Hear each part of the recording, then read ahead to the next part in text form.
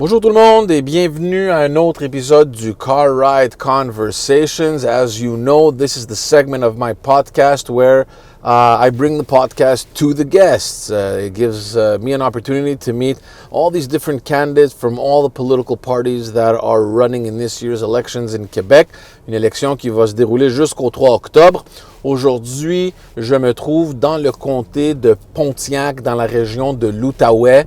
Je serai avec le député sortant et candidat du Parti libéral du Québec, André Fortin. Bon podcast tout le monde. Enjoy the podcast.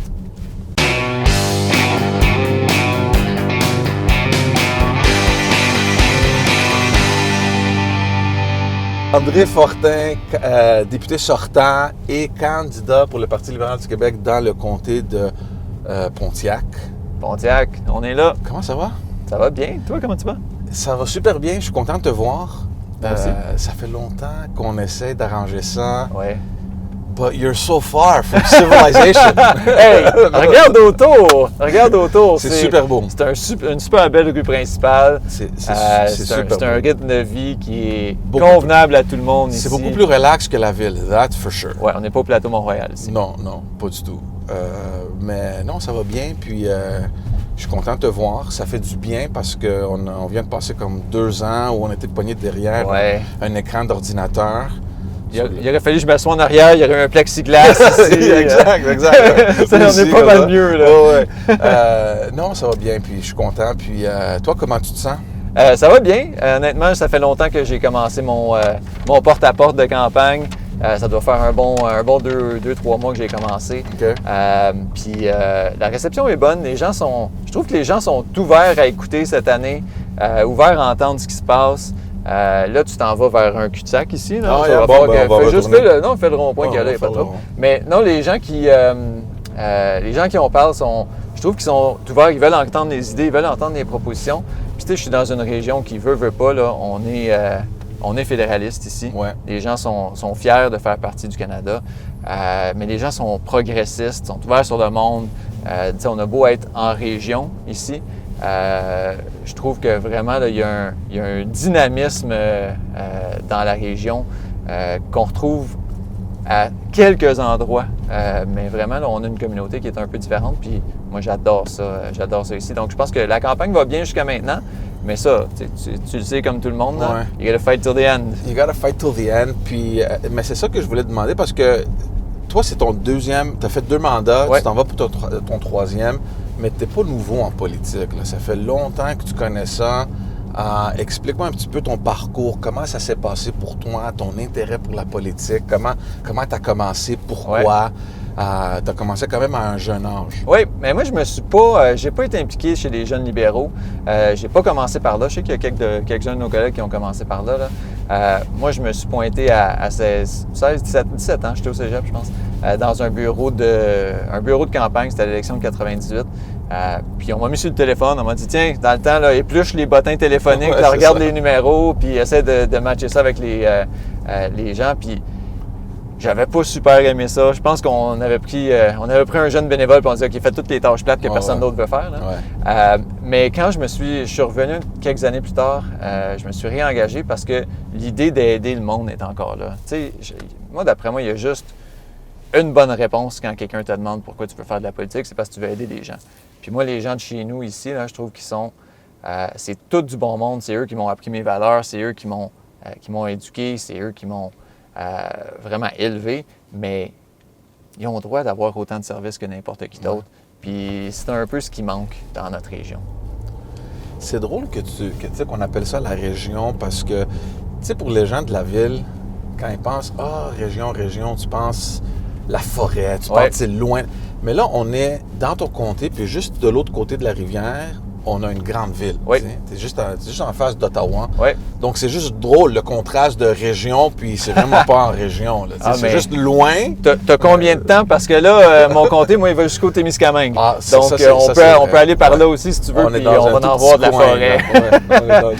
Mais ça, c'est la beauté du coin ici. And that's something that is completely different about this place than many other ridings in the provinces. Yeah, now you feel like you're in a city Puis on est, là, à Aylmer, là, je pense qu'on est rendu à 80 000 de population. Puis tu as raison, on est juste en face d'une des grandes villes canadiennes. But there's 200 kilometers of my riding going west here. And it's people there talk about forestry, they talk about agriculture, they talk about rural economic development. And so I get to see both worlds. I could talk about immigration in the morning and forestry in the afternoon. Puis ça, je pense que c'est super le fun. That's incredible, and it's very rare. Particularly because, look, I'm from the city, so my whole experience has been focused around that, right? Urban development, business development, employment, like these kind of issues, poverty, of course, housing, things you normally see in the city. To come here and to experience an M&A that needs to be aware of the agricultural stuff at the same time as the urban stuff. I mean, that for me, it's unbelievable. Mais les gens comprennent que tu peux pas tout savoir non plus en commençant. And I remember my first couple of meetings in the Pontiac, and I'm from the rural areas. I grew up in the rural area here, but people were still saying, "Okay, we're going to give you an agriculture 101 primer," even though I did work on a farm once. And people told me, "Okay, well, forestry is a whole different beast. So if you want to understand it, we'll start with the basics. We'll start with the different types of trees and what you can do with them, how you transform them."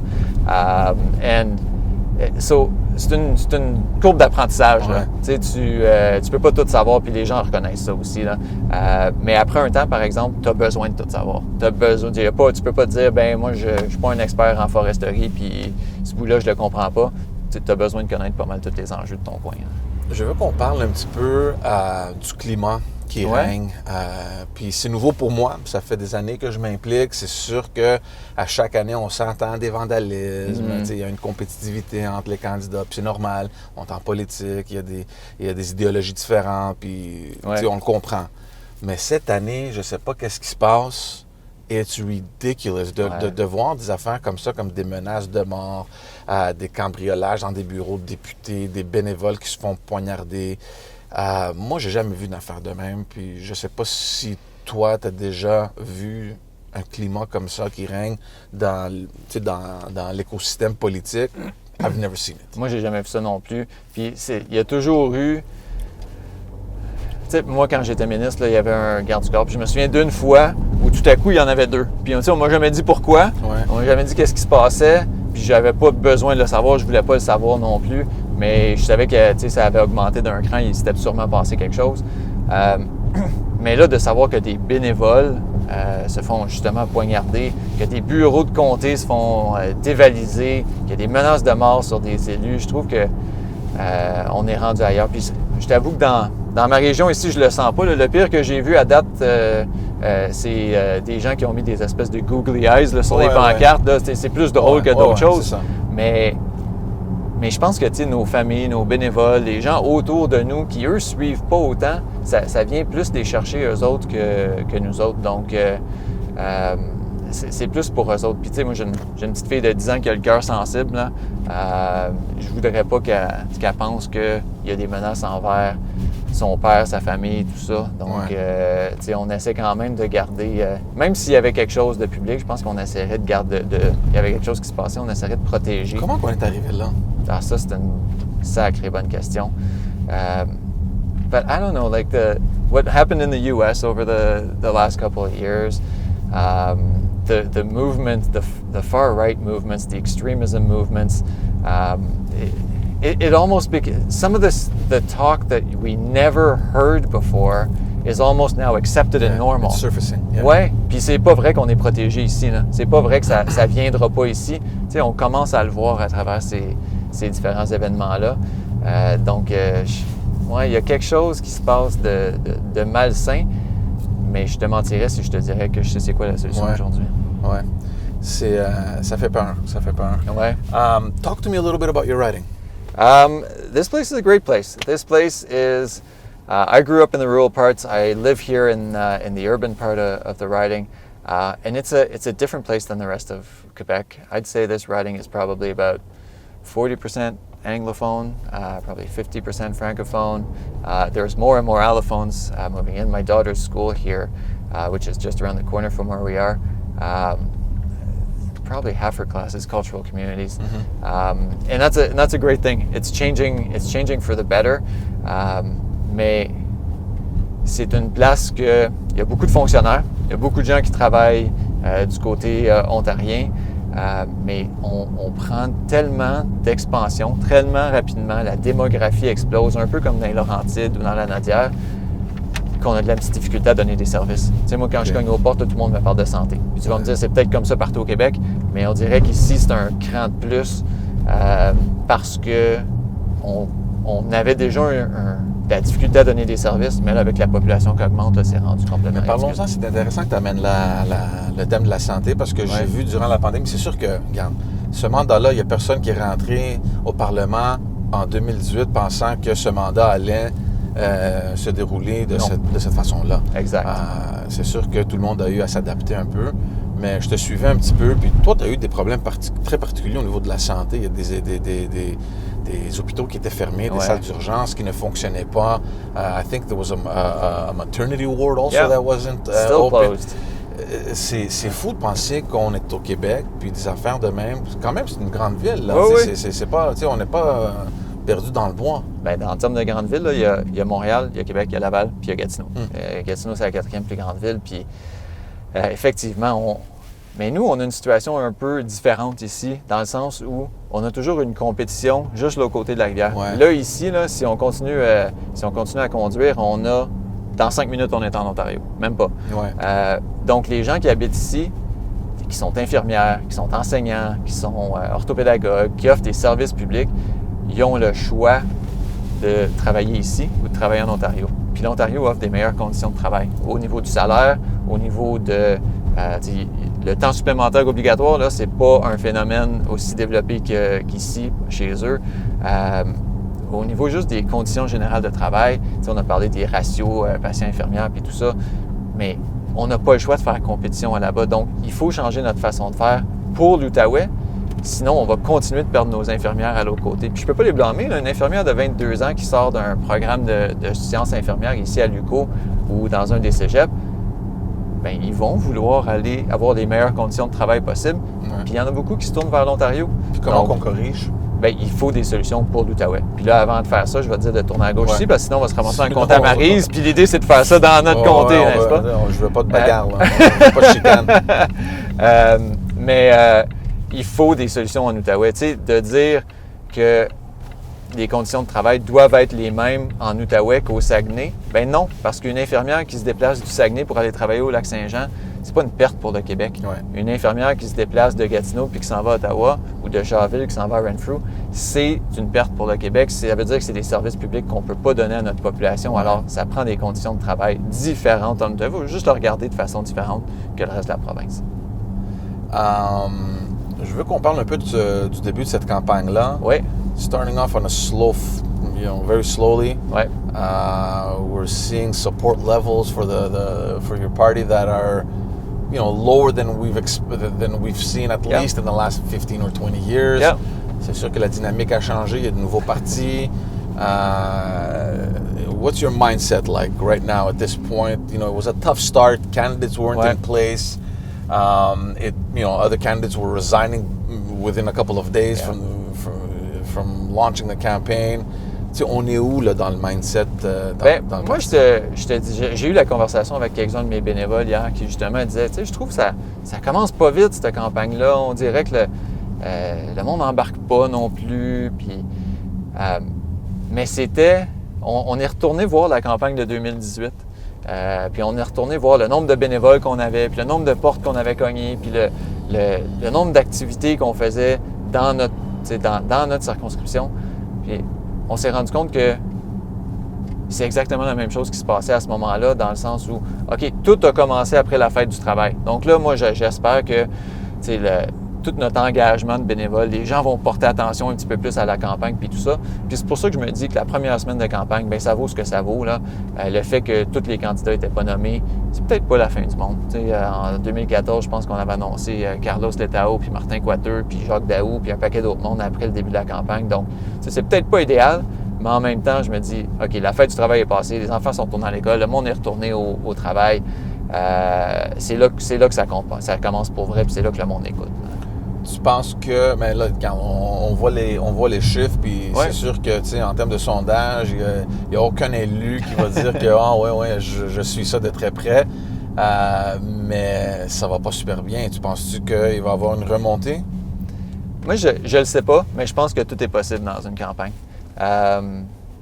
Tu sais, je pense pas qu'il y a personne qui s'attendait à ce que Justin Trudeau gagne en 2015. Il partait troisième. Tom Mulcair devait gagner l'élection. Stephen Harper est en poste. Il était troisième. Puis il a réussi à avoir un moment charnière dans cette élection-là. Puis ça arrive au fédéral, ça arrive dans les campagnes municipales, ça arrive au provincial. Il faut dire aussi que c'était une campagne de 74 jours. T'as peut-être raison. Il y avait amplement de temps, là, tu sais.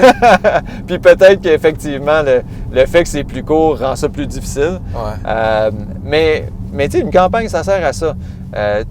On regarde les derniers mois, les dernières années, c'est vrai que les chiffres n'ont pas changé beaucoup, là, à part peut-être le Parti conservateur qui fait une apparition dans le portrait. Mais en même temps, tu sais, si on fait campagne, si on présente des idées, si on arrive avec un programme, ben moi, à un moment donné, j'ai pas le choix de croire que les gens écoutent un peu ça puis se donnent une vraie réflexion à savoir qu'est-ce qu'ils veulent. Là. Sinon, ça serait le statu quo tout le temps. Donc, j'ai hâte de voir. J'ai hâte de voir. C'est intéressant que tu mentionnes le Parti conservateur. C'est pas juste le seul, mais c'est pas un nouveau parti. C'est juste qu'il n'était pas vraiment... it wasn't really on the map. Ouais. Mais il existait. Par contre, il y a d'autres partis, deux partis qui se sont créés. Et spécifiquement, c'est le projet de loi 96 qui dérange. Ouais. Je veux te parler de ça. Okay. Je sais la position du Parti libéral, mais le Parti libéral est aussi critiqué par les deux nouveaux partis qui n'ont pas vraiment rien fait. There was this debacle in the committee work where there was an amendment and then I don't know what happened and then you asked for an amendment on your own amendment. Puis, it was a little bit of a mix-up there. Parle-moi de ça. Qu'est-ce qui est arrivé? Parce que le parti maintenant, il est critiqué, surtout à Montréal. Puis je te demande, parce que toi, comme tu as dit, tu as une base quand même importante d'électeurs anglophones. Oui. Puis regarde ce qui est arrivé, puis on se demande, est-ce que le parti, does the party have our best interest at heart? No, I get that. Ben d'abord, on one of these two parties, je vais vous laisser ça au monde de Montréal, là, parce qu'il y en a un qui est vraiment un parti montréalais, puis moi, je peux pas te dire qu'ici, là, dans le coin, ça m'affecte tant que ça, parce qu'il ne présente pas personne. Pour ce qui est de toute la saga du projet de loi 96, là, il y a tellement d'affaires dans ce projet de loi-là. It's so big. There's so many parts of life as an Anglophone, as an English-speaking Quebecer, life as an immigrant, life as even a Francophone in the province that are affected by Bill 96, that I don't think anybody took the full measure of what was happening in this bill until it was studied at clause by clause. Mm-hmm. And there are parts of the bill that were amended in a very positive way to soften the blow in some regards, but still be able to manage to protect the French language. And there are parts of the bill that you're right. People got to clause by clause, and then people were making amendments on the fly, and maybe it did get away from us and the people around the table at that point in time. But when you look at the big picture of it,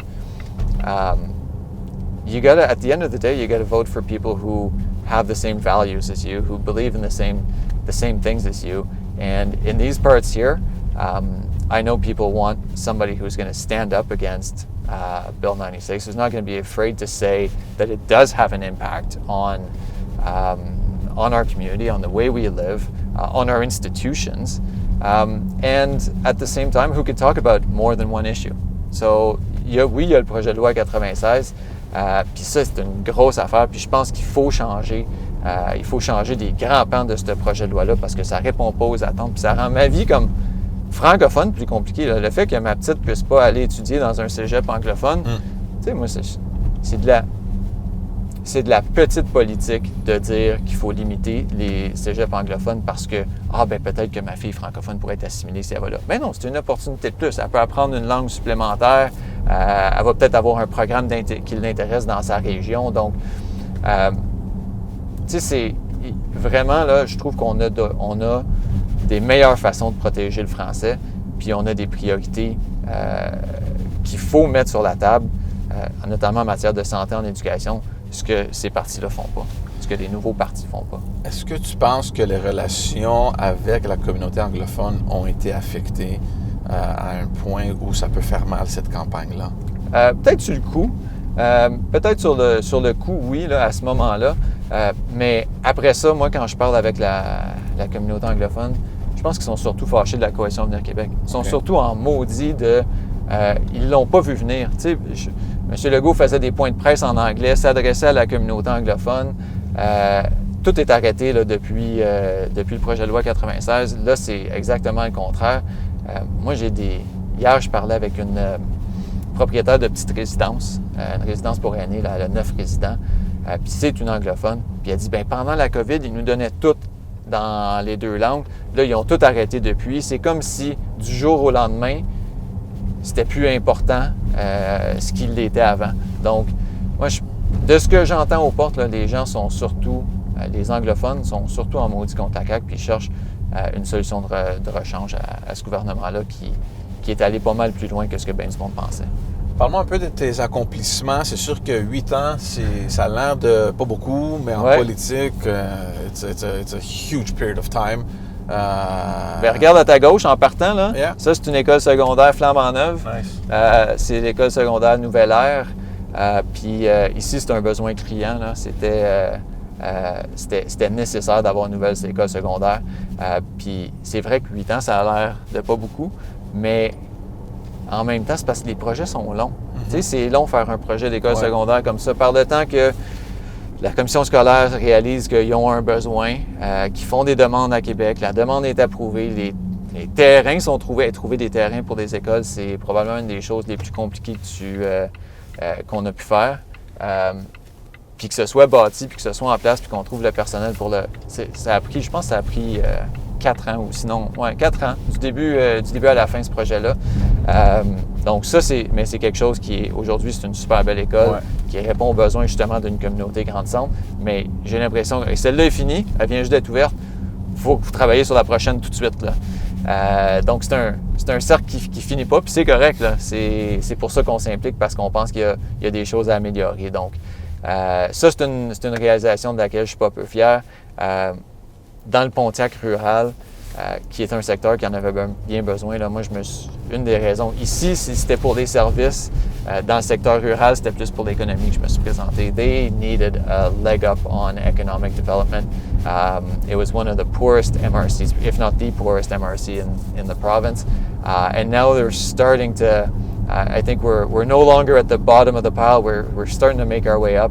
Puis c'est avec des projets de développement économique qu'on réussit à faire ça, mais aussi en aidant nos entrepreneurs. Tu sais, il y a des petites choses comme des crédits d'impôt à l'investissement qui aident, mais il y a des projets concrets sur lesquels qu'on a réussi à faire avancer, là, qu'on a réussi à avoir des aides gouvernementales pour quelques embauches de plus, des projets qui ont levé à cause de ça. Puis on le fait en agriculture, on le fait en matière de transformation.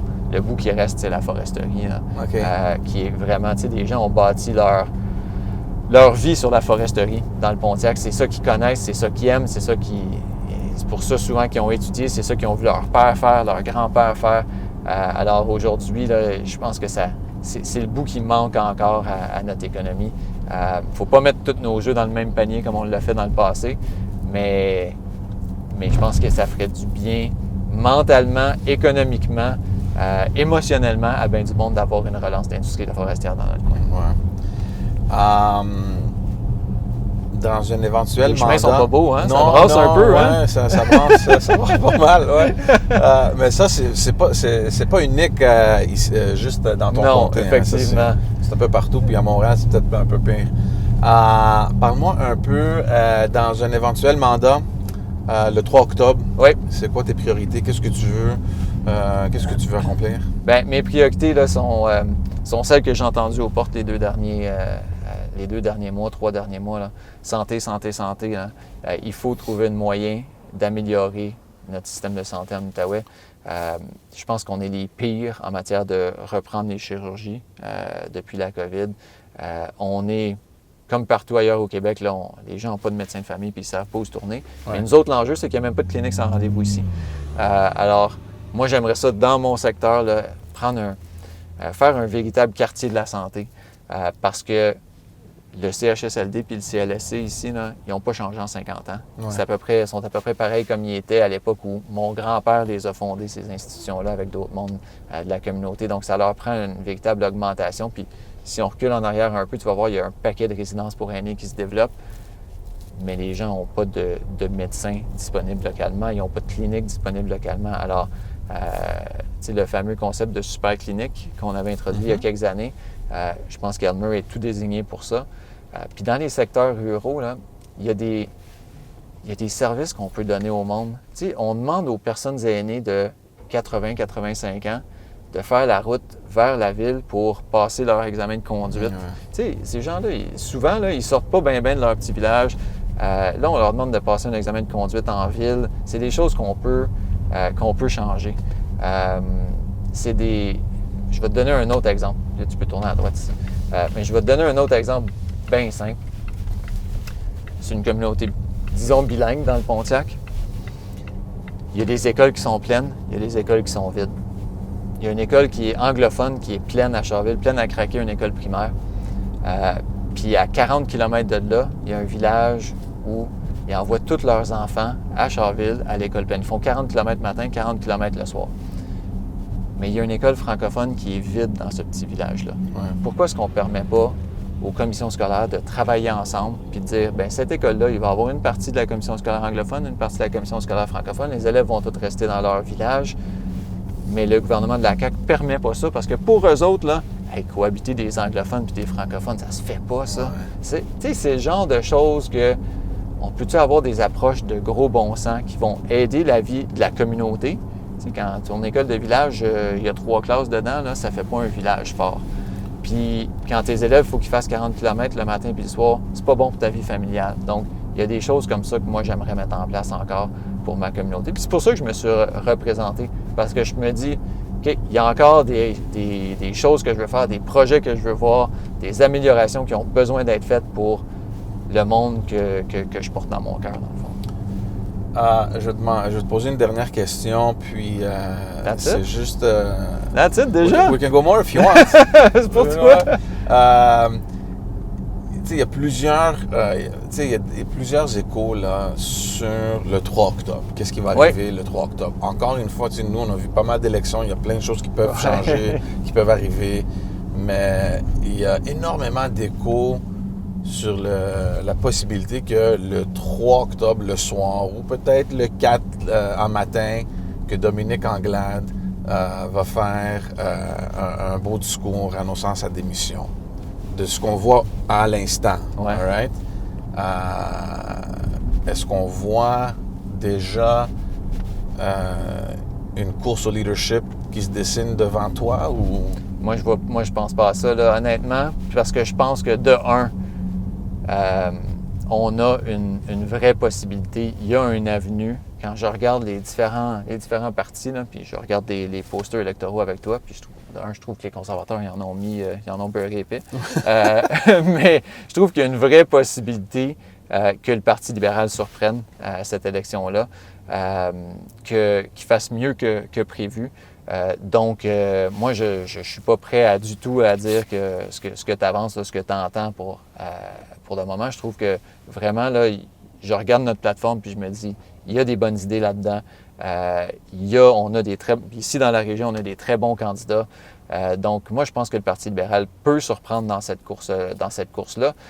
Puis c'est pour ça que moi, je me concentre vraiment là, sur mon comté, la région, aider des candidats, avoir des bonnes propositions pour la région, puis mettre notre vision de l'avant. Tu sais, moi, tu ne te présentes pas en politique en disant « Ah, ben on va voir après l'élection ce qui se passe. » Tu te présentes en politique en disant « Well, I've got things, I've got ideas, I want to put them forward, I want to see them implemented. » Puis c'est ça que je suis en train de vendre au monde ici, puis pas rien d'autre que ça. André, je ne veux pas prendre trop de ton temps. Je sais que les campagnes... moi, faire visiter mon coin à du monde, moi, n'importe quand. Là. Ah, c'est sûr. Les horaires, je sais à quel point ils sont chargés. Merci beaucoup. Merci beaucoup. Premièrement, ça m'a fait plaisir de te revoir. We should do this more often. Oui, puis c'est de ma faute. Tu m'as invité à quelques reprises, mais tu le Mais disais là, je tantôt, comprends. c'est loin. Mais là, je comprends pourquoi. C'est pas moi qui est loin, c'est vous autres qui êtes loin. Ouais, c'est ça. Thank you so much. Hey, bonne chance pour le restant de la campagne. Bon succès in the future. I appreciate you, man. Always. À chaque fois que je te vois. Puis, this time is no different. C'est mutuel, mon chum.